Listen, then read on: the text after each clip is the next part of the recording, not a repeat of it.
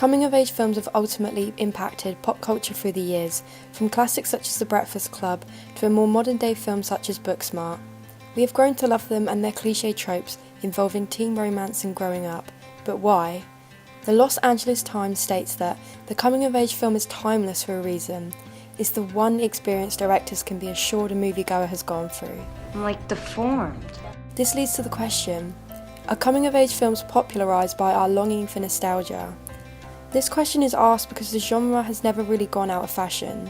This could be supported by the fact that new generations are growing older and missing their childhood youth and innocence. Shelley, do you think I'm pretty? Delving deeper, this could ultimately explain the shift in how coming-of-age films have changed over the years to meet target audiences and to become more relatable. For example, if we looked at the 2007 coming-of-age comedy Superbad, directed by Greg Mottola and screenplayed by Seth Rogen and Evan Goldberg, we can identify a massive difference between the style of that and Rob Reiner's 1986 classic Stand By Me. It could be argued that both films do investigate the lives of teenage boys, but is explored very differently. The main differences are the language used and the way teen life is depicted. Enjoy fucking Jules! I will! This is because of the changing generations and target audiences.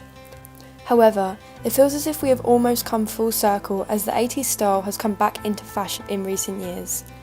A popular example being the award-winning series Stranger Things. This series follows a group of teenagers set in the mid-1980s that experience some paranormal events. This has kick-started a newfound fascination in younger audiences who didn't experience the 80s, with more films/TV episodes based on 80s nostalgia being made, including Black Mirror's Bandersnatch and an episode in the third season titled San Junipero. Oh my god! However, an argument that opposes this theory is the rise in popularity of action blockbusters, such as the Marvel Cinematic Universe. These films do not offer a coming-of-age experience to its viewers, but rather show a lot of violence and can be a form of escapism from the real world.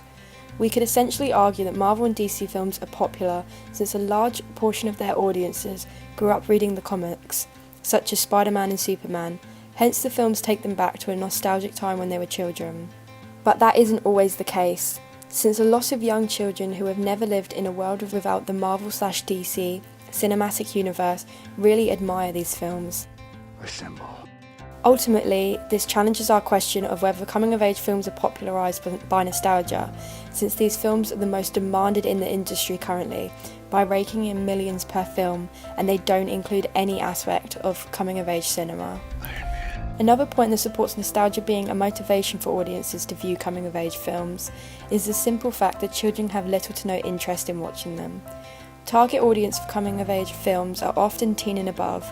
This is because these audiences can relate in the terms of fully experiencing their childhood/teen years, and watch these films sometimes to vicariously live through the characters. Overall, the coming-of-age genre is very strong right now, with films such as Lady Bird and Call Me By Your Name as huge standouts in the industry, and we can't imagine them dying down anytime soon, even as the Marvel Cinematic Universe becomes more popular. This helps us answer our question that yes, coming-of-age films are popularised by our longing for nostalgia, since the genre is always adapting and doesn't stay the same for long periods of time. Therefore, at this rate we can be prepared to see more from this genre for years and generations to come.